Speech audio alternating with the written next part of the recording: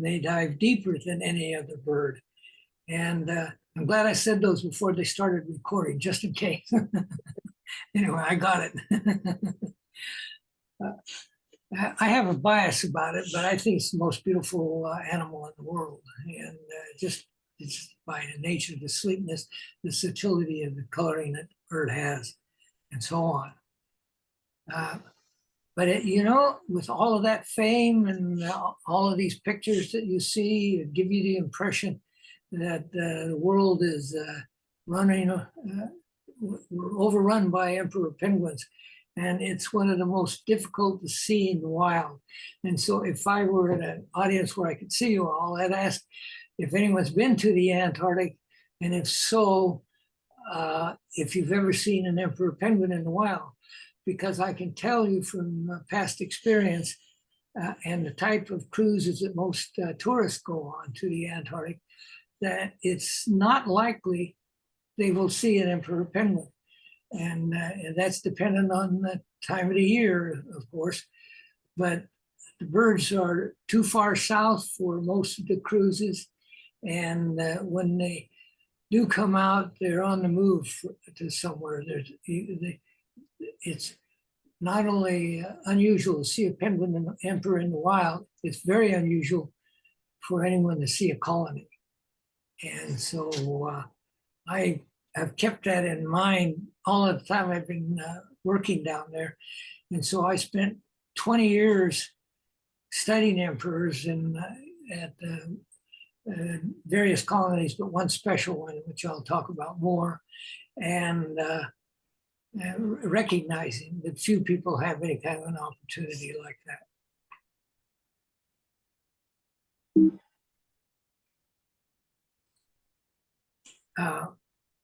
Here's a few take-home messages. I hope I get across to you the ideas that you'll appreciate. And the first top of the list is access. Access to emperor penguins is extremely difficult. On the other hand, they're extremely tame and curious, and you'll see an example of that. And they are totally dependent on sea ice. The only bird that's true, actually, it may be the only animal that's true for as well. They incubate the egg on sea ice. They have no formal nest. The nest is the feet of the male emperor. And when they molt, they have to be on sea ice for that. So they're totally dependent on sea ice for that. And the reason for that is because they shed the old feathers and new ones come in. And during that process, they're not waterproof. And so they remain out of the water for about 35 days during the molt process. When it's talked about it being an endangered species, which comes up from time to time, and I guess I'm an antagonist for that. It depends on how you look at endangered, and its habitat is endangered, but so are a lot of others. So if we don't qualify that, I think we can just about say every wild animal on the planet is endangered, and except for humans, and who knows, they may be a bit in danger too. Another thing, if some of you may have been youngsters when March of the Penguins came out and became quite famous, and they really worked that idea that the birds had to march 50 to 100 kilometers to the colony. And I can tell you that the Ross Sea is a special case in many ways, and that's one of them. There is no march of the penguins as far as a 50 or 100 kilometer march. And I think that's one of the reasons the Ross Sea colonies, at least 3 of them, are very successful, meaning successful in the size of the colony. And so when I say anything, everything I will say about emperors will be about the Ross Sea. And you have to qualify that because it's different around the rest of the continent. And I'll touch on that from time to time. Okay, well, so chasing emperors across the Ross Sea, that's essentially what I did for the last 20 years of my career of going to the Antarctic, which by the way ended uh, shortly before COVID struck. And it closed down the Antarctic for scientific investigations, and it still hasn't really opened up since then. And so what does a person do that's sort of an out of work field biologist? Well, you write a book, and the story about emperors is exceptional. So it took me 20 years of data gathering and another 20 years to get around to writing the story. Okay, well, dressed for work. It took me almost 40 years to get the right idea of how you dress when you work in the Antarctic. And what you see here is essential for being down there, including the duct tape. And you really need the duct tape for that and other things as well. And so we have a lot of gear there, and you'll see another example of that shortly. But this is the first emperor penguin on the right that I ever saw. So what an introduction. I was at the ice edge, and all of a sudden this bird comes blasting out of thin ice through it and over. And it, unlike other animals that you might think of that would see a human there and then just turn around and go back, this bird came over, and then 3 of his buddies came out of the water as well. And so I had a group of 4 of them just hanging out with me for a half hour to an hour. And they didn't leave, we left. The weather was so miserable at the time that we were starting to look for shelter. And believe it or not, the place where we thought we might decide to stay was Shackleton's hut. And that was in the days before the huts were protected, and so they were essentially wide open. And so that's where we were headed. Well, I'm gonna talk first a little bit about the Antarctic in case some of you aren't too familiar with it. Then about penguins in general, and that's going to be quite brief. And then EMPS in the Ross Sea will be the longest bit that I have to say, and the longest part of that will be the journeys of the emperors. And the question will be, or may come up already, are emperors safe? Well, as long as we have some decent ice down there, they're safe. But I'll touch on that again a little later as well. Well, in terms of size, the Antarctic is about half again larger in the area than the lower 48 states. And this yellow circle is the polar front for the sea around Antarctica. All the other squiggly lines in here are bathymetric markings. And I won't go into those, but the polar front is like moving, crossing from a desert into a prairie, where you move from sparse wildlife and dry conditions, you move into an area that is loaded with wildlife and rich in the sea. And that's what happens when you cross into the Antarctic waters or the Southern Ocean. And when you do cross, you know you cross because there's a fairly sharp temperature change of about 2 or 3 degrees that it will drop, and then it continues to get lower the further south you go. Well, during the peak of the last ice age, Antarctica was a very different place. It was a total ice cap. And so the red on this diagram shows that ice cap covering all of Antarctica except for a few places where a little bit of the continent stuck out. And then there is frozen ice all around that in yellow. But that red is the polar cap. And if you look here, this area where I'm running the arrow is the out, oops, let's see if I can go back. Yeah, good thing. Is the Ross, where the Ross Sea would have been, but it's covered with ice. And so we're talking about 10 to 15,000 years ago that there was no Ross Sea. And so the birds in the colony that I'm talking about didn't exist there. And that's pretty remarkable when you consider that those colonies may be only 4,000 or 5,000 years old depending on how the ice moved back in their area. And yet 2, 3 of the largest known colonies are in the Ross Sea. This is when the satellite imagery came into effect in 1973. They got this image of July ice pack around the Antarctic and then the summer ice pack. And as you can see, it withdraws quite a bit. There's pack here and there. But keep this picture in mind. This is the Ross Sea, this gap here that goes well south of anywhere else in the Antarctic. And this is an important area for the birds, even in the Ross Sea, even though they're living over here. And I'll show you why in a little bit. But that's what it looked like in 1973. And since then, it hasn't been an especially gradual decline. But believe it or not, in 2023, this past year, there was less ice around the Antarctic continent than has ever been recorded before. And so this shows the yellow line around it shows the median for the ice edge from 1981 to 2010, where it was. And as you can see, there's gaps here where there's no ice at all.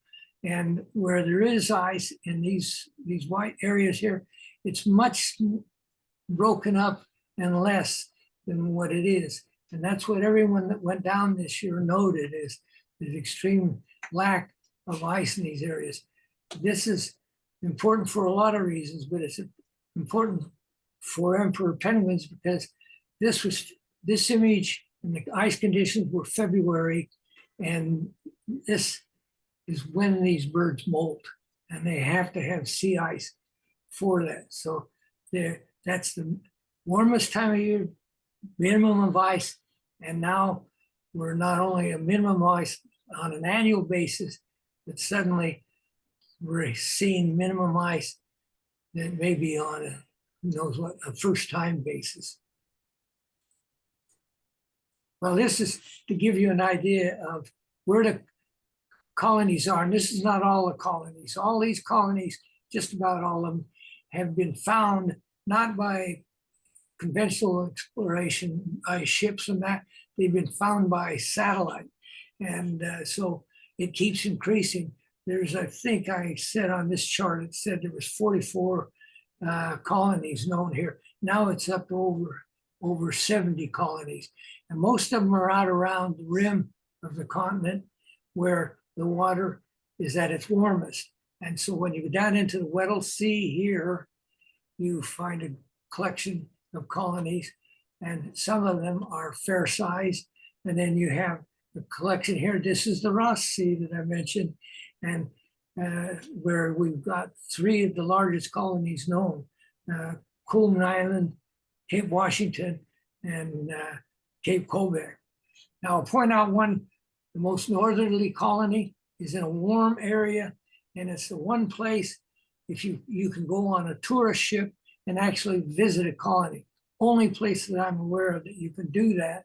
And that colony is probably in jeopardy because it's so far north.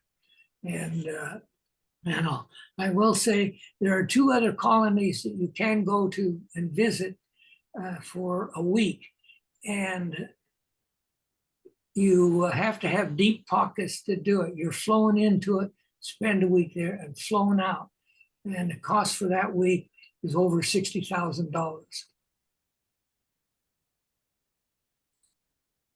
Well, just to give you a little history of penguins, we're in the modern era now. The emperor is a species that's about 2.5 million years old. And then all of these others, we've got at least, I think, 56 known extinct species of penguins throughout the age of when they first became a penguin around the late Cretaceous, early Paleocene, when everything changed. And now the current number of species on the planet are 18, which out of 10,000 species of birds, that's not a great diversity. But what they miss out on as far as diversity or radiation is concerned is that they have success in terms of numbers. The numbers of the colonies and all that are very large. Not as large as some of the shorebirds have, but they can be big. This just gives you another idea of the size of emperor penguins and what they'd compare to a human, the largest one, which is, I should have left that out. Can't remember the name of it now. They just described it not long ago. But as you can see, it weighed, they reckoned about, I think it was about 300 kilos. Well, now to move on to the colonies themselves. And I'm only showing the 6 western colonies of the Ross Sea, and coming down from Cape O'Shea in the north to Cape Crozier. And Cape Crozier was the first colony to be discovered and described. It was done by Scott's expedition in 1902. And this is a satellite image that was taken in September when pack ice filled throughout the Ross Sea. The only open water was an extremely windy area here near Cape Washington, and it's winds coming off of the Priestley Glacier and a couple of the other glaciers, one of the windiest spots in the world.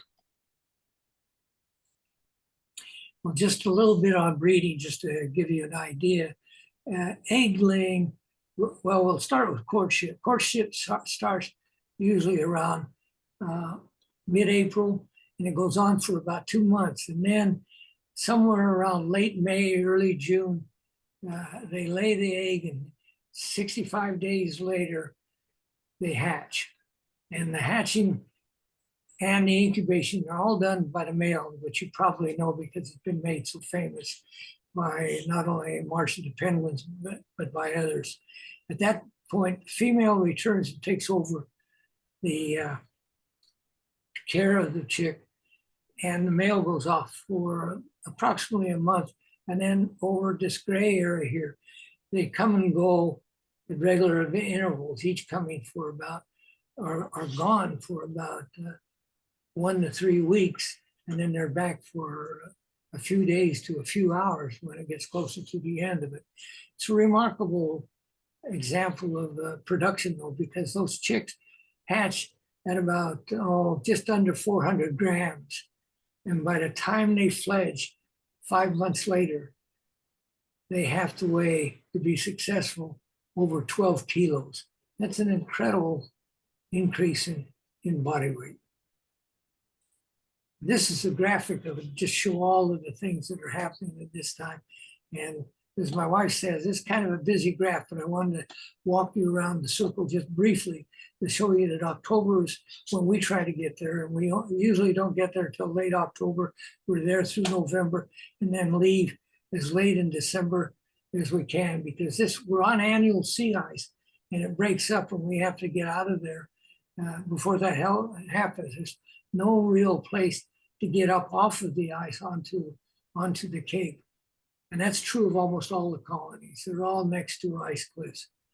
And so then there's a major trek of the birds, the males or the adults going to the molt area, and the juveniles going to who knows where. They're going north, and they're going so far north that they're out of the Antarctic Sea. They're out of the Southern Ocean for about a month before they turn around and start heading back again. And so then it comes around to the laying of the egg and the hatching and so forth. And then during the time in July, especially when it's extremely cold, the males will huddle in their incubation area. And if it were not for the huddling, they probably could not succeed in incubating the chick to hatching. So the question is, how many males does it take to have a successful incubation period? Unknown answer. Well, when I decided I wanted to study emperor penguins' behavior, what I wanted to study is their at-sea behavior, which no one was doing at the time. And so there wasn't a colony very close to McMurdo Station, which is what I expected to work out of. And so I had really three choices, and that was all in the Ross Sea that I knew about. And that was Cape Washington, Kooyman Island, and Cape Roget. This is Kooyman Island, the largest emperor colony in the world. And ideal place, it's an island offshore, but there's no means of reaching it except by air.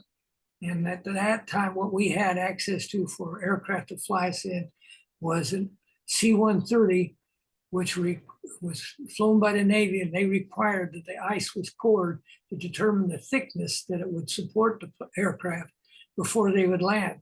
So it was a catch-22. There's no way of getting there except by air.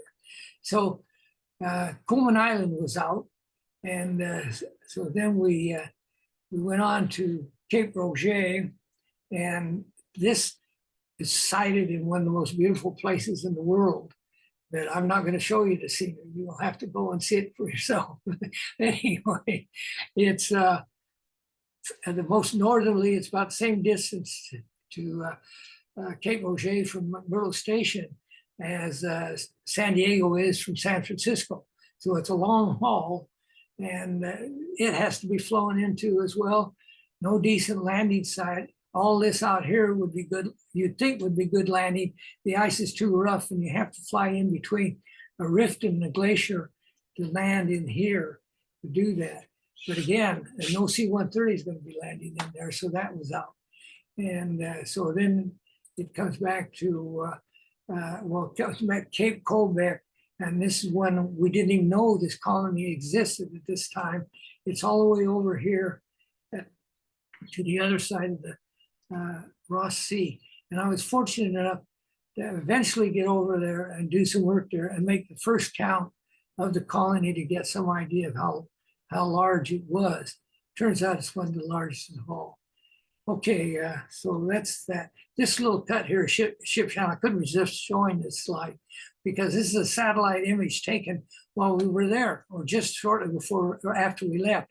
And we'd come in there to put tags on emperors for studying where they went after they were finished molting.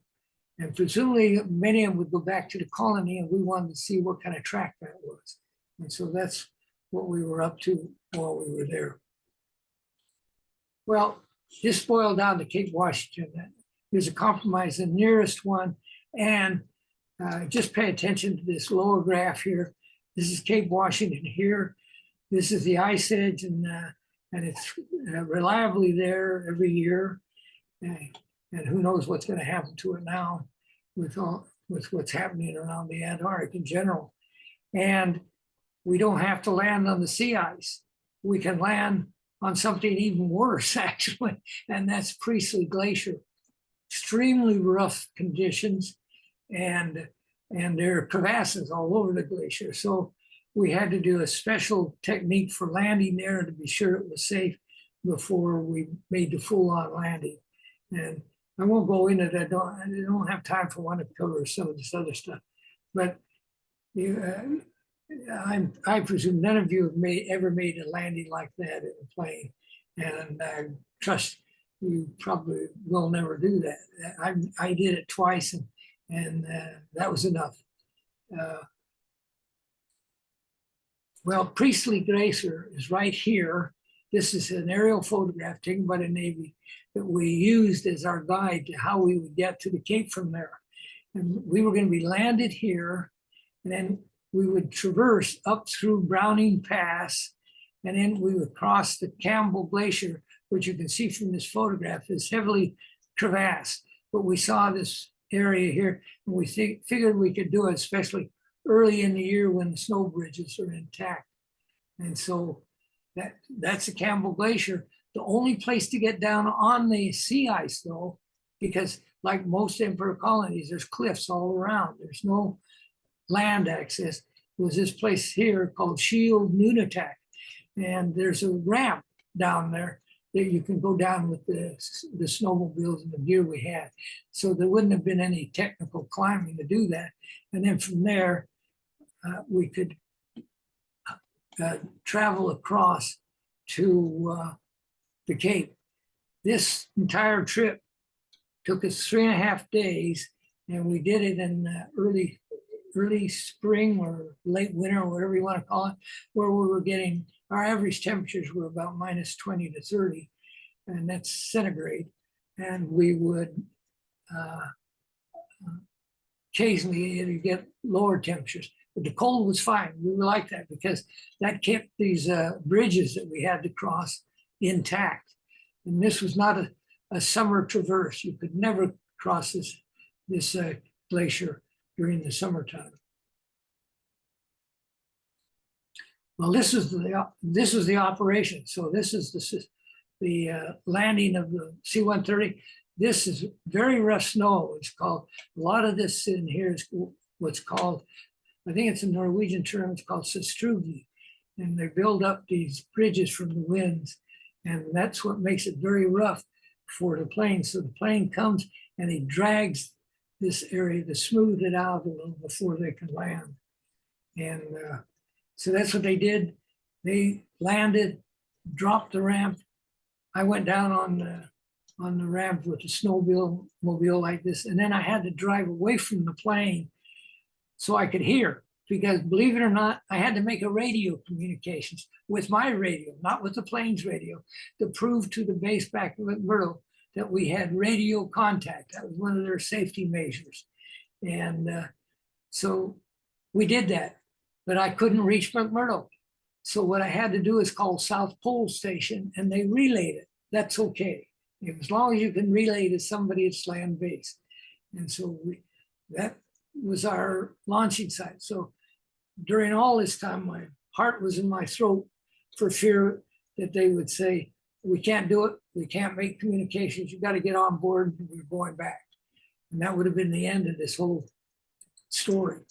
Well, this is the first camp at Cape Washington. Beautiful scenery.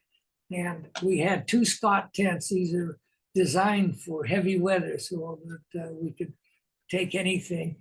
And this is our Polar Haven, the only heated building or tent we had. These were for sleeping. This was for cooking and used as our lab.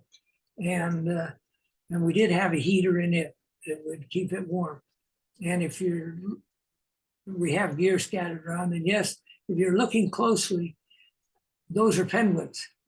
And the penguins moved in on us.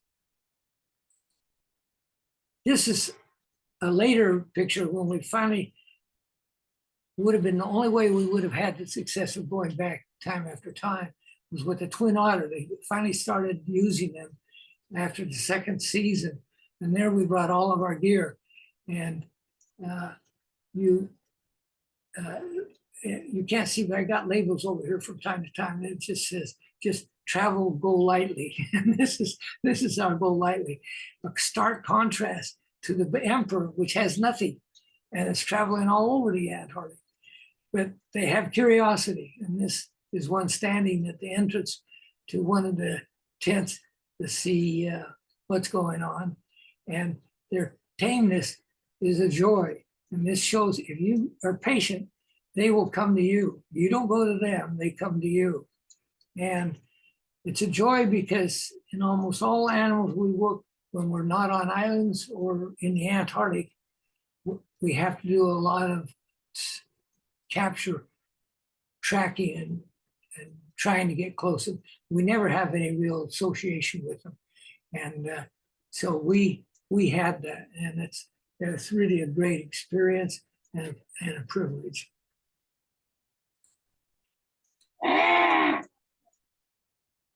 This is the camp, and this is what I mean. And they can be noisy.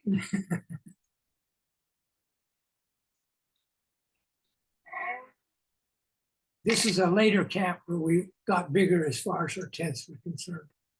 But we always had one-man mountaineering tents. Each person had a tent to themselves so that while you're there, and we were there for usually 2 to 3 months, you had private time and a private space. And that's important for morale, if nothing else. Oh, sorry, I don't know how to get out of this. There, how's that? Okay, here's the devices that we went there for. They're called time depth recorders. And this is the early version of them that we put on. And the reason I didn't start an emperor study sooner probably is because this is the first version was small enough that you could put it on a bird. Everything I'd been using before, I was working with fur seals and seals, and they were larger and too big for the birds. Anyway, the birds are around their volunteering, so to speak. And so we could put a number of them on in a fairly short period of time.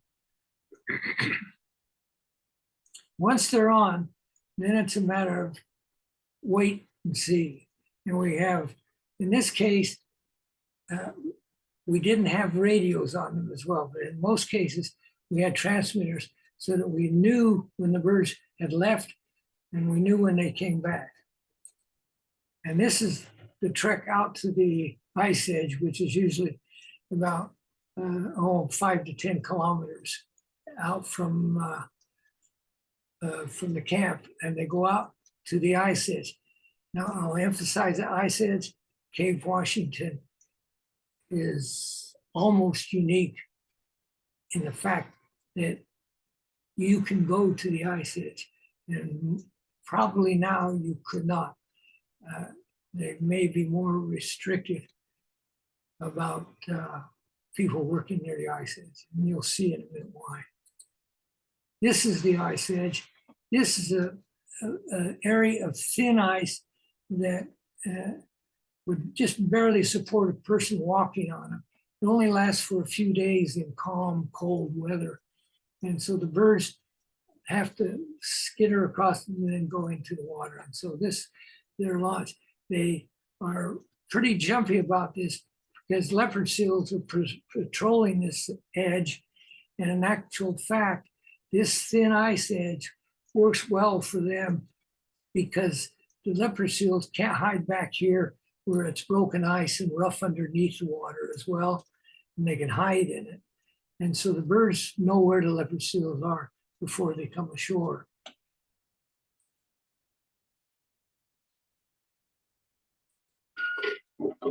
This is a departure.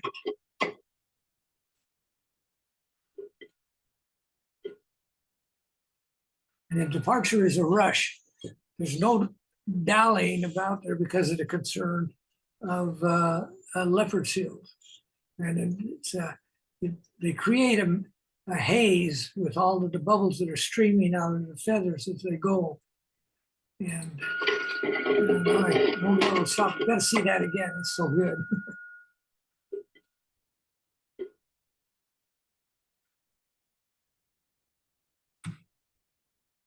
Oh, went the wrong way.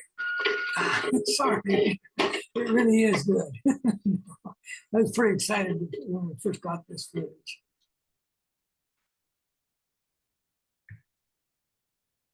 Yeah, now on the return, after they've gone to sea for a week or two, and they come back, you see them milling around like this, and they're checking out the ice edge. There are any leopard seals there, and when they figure it's all clear, they make this dash. And there was a hydrodynamicist that did a study on this. It feels that the bubbles streaming off their feathers reduces the drag, and I think that in addition to that, there's always a secondary use. I think it creates a contrail that creates a real haze here and essentially hides the birds behind the haze. And so I think it's a visual obstacle for the leopard seals. Now, sorry about this. I just untrained in how to do this.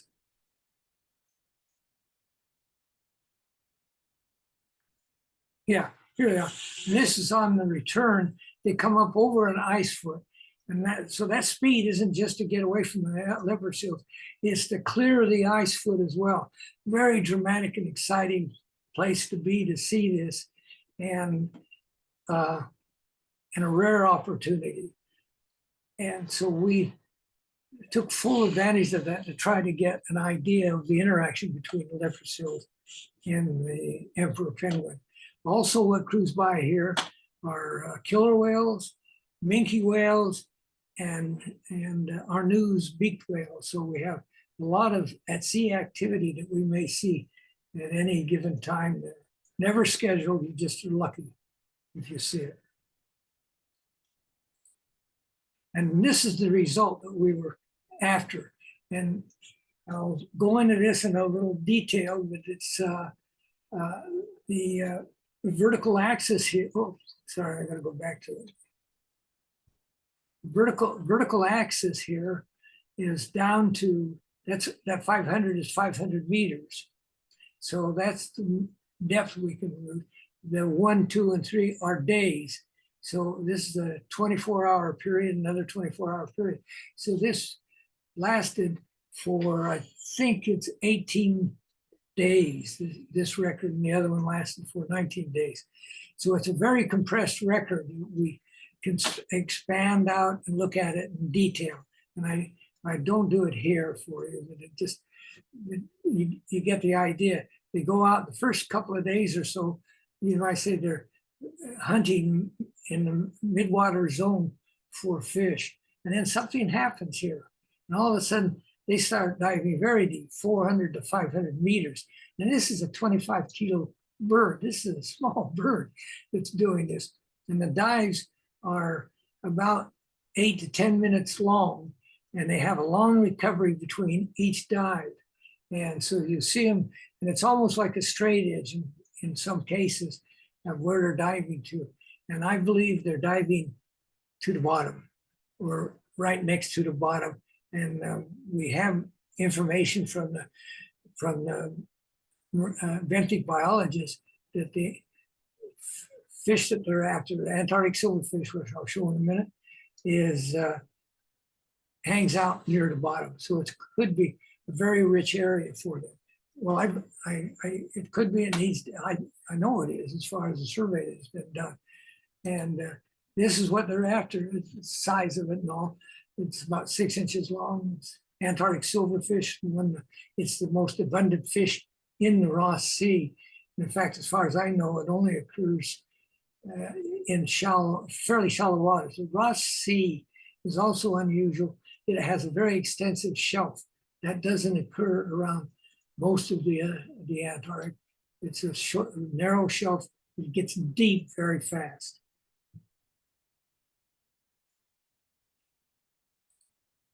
Well, we got a record here where in a more modern era where that bird left on 7 November and came back on the 19th of November. It made the shallow dives, and then it starts diving deep, and we know the bathymetry of where it went. And this line here is the bathymetry of what is called Prairie Bank, and it's about 100 kilometers from the colony. And so they go out there, very active, deep diving all the way around here. They stay there for a period of most of the time they're at sea, and then they return to the colony. And in this case, it was a 12-day trip.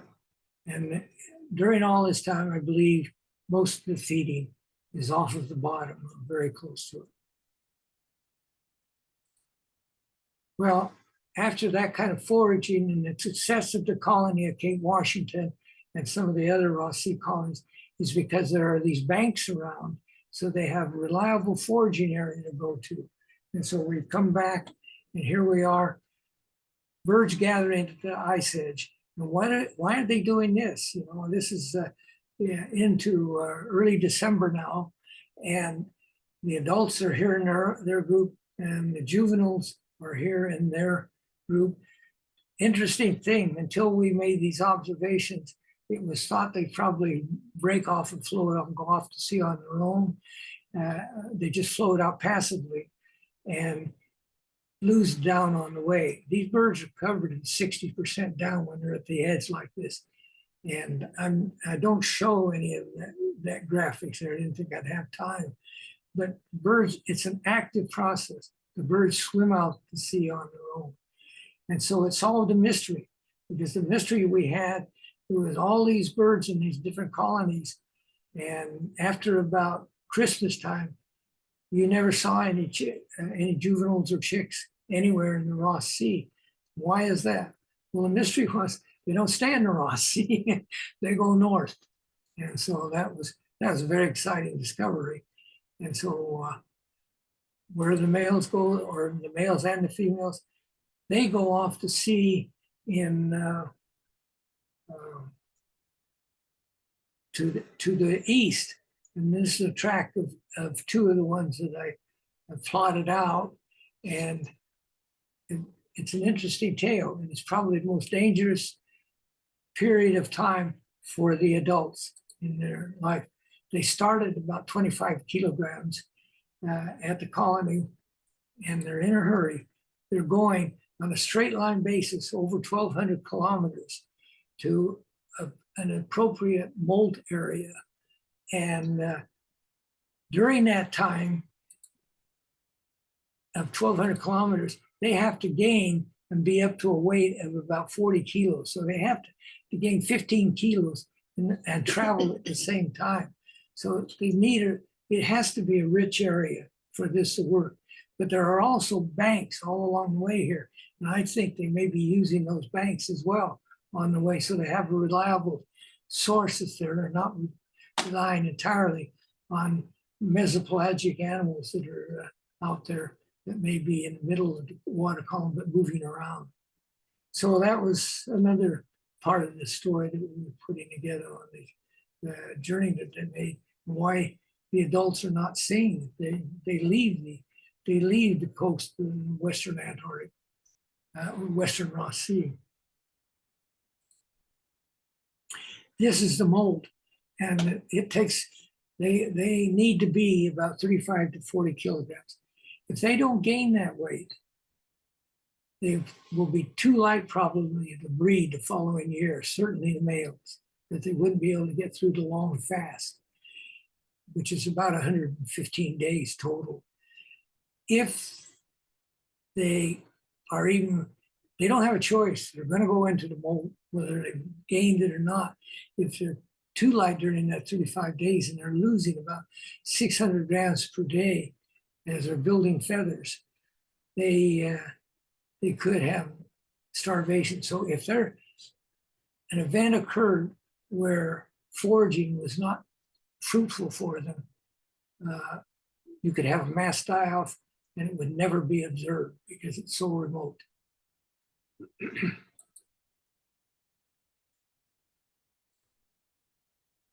This is the summary I want to do now. I think I'm pretty close to that. So the molt, as I just emphasized, is the greatest peril for the adults. They do not like to be disturbed. They're not curious in the molt. If you come ashore in an area where they're molting, they don't want you coming near them just by the behavior they have. So it's a tenuous place for them to be, and they have to have the body mass to get through the molt successfully to breed. And if they don't do that, they may still make it, but they won't breed. But there's a chance they could starve.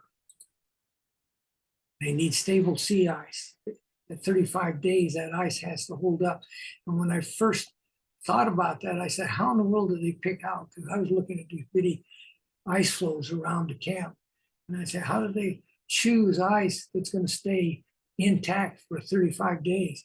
Well, when I was lucky enough to go out to that area during the molt time, I was on an icebreaker, and it was no problem. We saw floes that were as big as Catalina Island. So we decided that wasn't an issue, but it may be now. That graph I showed you earlier about the lack of ice in the Eastern Ross Sea and so on.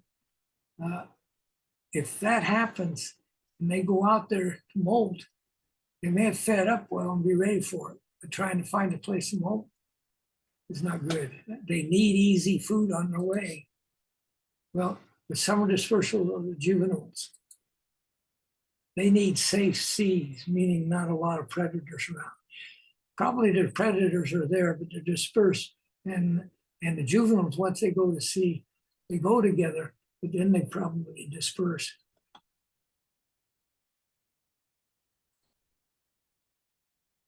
And they feed probably on krill and fish.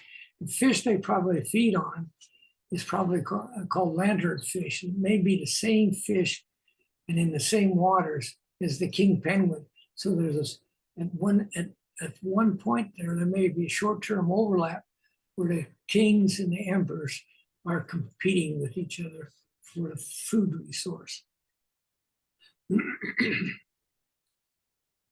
Well, what about protection for these animals? This, I show a graph again of the 7 colonies, the 7 most important colonies in the Antarctic, of course, but these are all in the Ross Sea. And turns out that the new Ross Sea Marine Protected Area, it covers all of those colonies. That's the good news about it. And I think what they need to do is increase the size of it a little and get it out here a little further. The B is a special research area, is what they call it.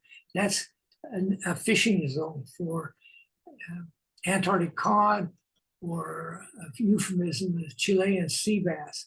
And so the Chilean sea bass that you buy in the store comes from this fishing effort here or up in the Antarctic Peninsula. And then there's the sea area, which is a krill research zone, and they're studying that and taking krill there to see how much of a take they can make. Because over in the Antarctic Peninsula, they've been taking huge amounts of krill in that area. Most of that is going to fertilizer or chicken feed.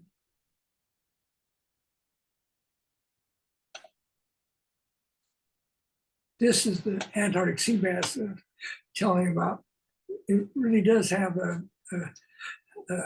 attractive meat for people that like to eat fish and so on. And this is the krill that is so important to so many of the animals in the Antarctic, just about all of them. And this is who I'm dedicated to as far as people that came and worked for me in various ways, either at the Cape or at McMurdo or in La Jolla, at the work we did there. Forever grateful for their help.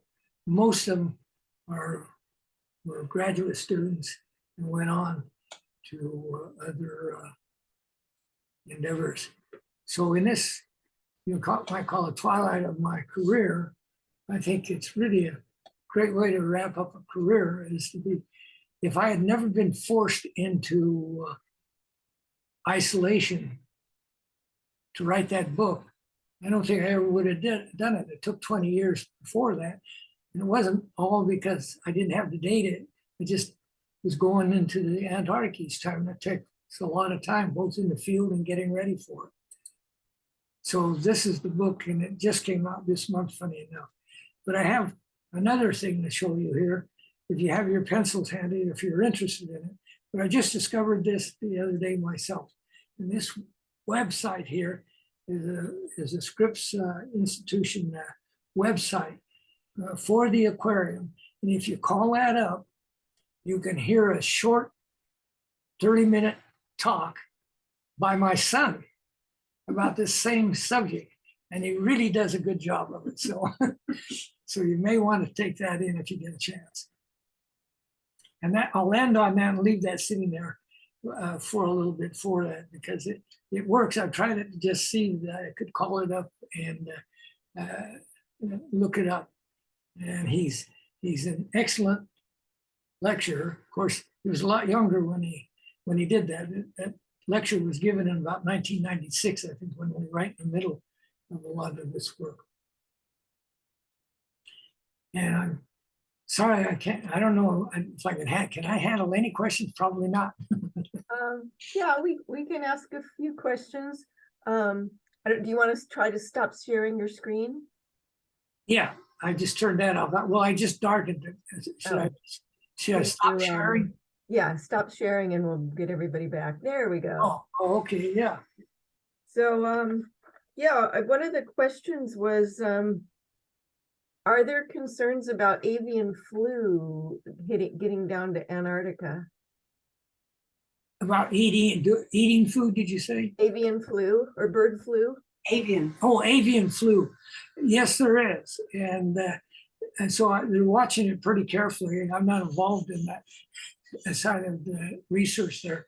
But there is a concern about it, and I think there's had some cases of avian flu in penguin colonies in southern South America. Hmm. And you can imagine that the immunity of birds that live in the Antarctic are like birds that live in, or animals, people that live in isolated places anywhere. They don't have natural immunities.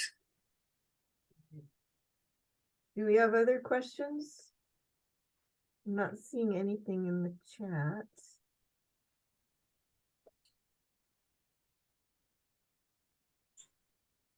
Got a quiet group tonight.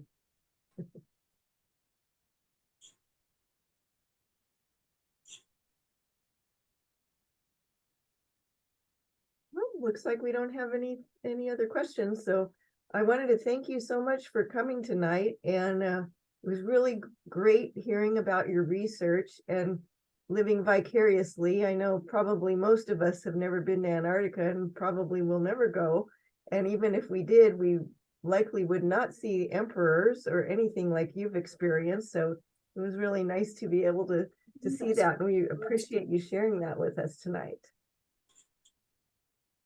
Yeah, well, it's a pleasure to come and talk. And as I say, doing it by Zoom is relatively new to me. I've done it before, but in a way, I'm glad we were able to do it that way this time because of the drive that I would have had to make the ocean side otherwise. Yeah, great. All right, well, thank you everybody for coming tonight, and we'll see you next time. Great talk. Thank you. Thank you. All right, Bye-bye. good night.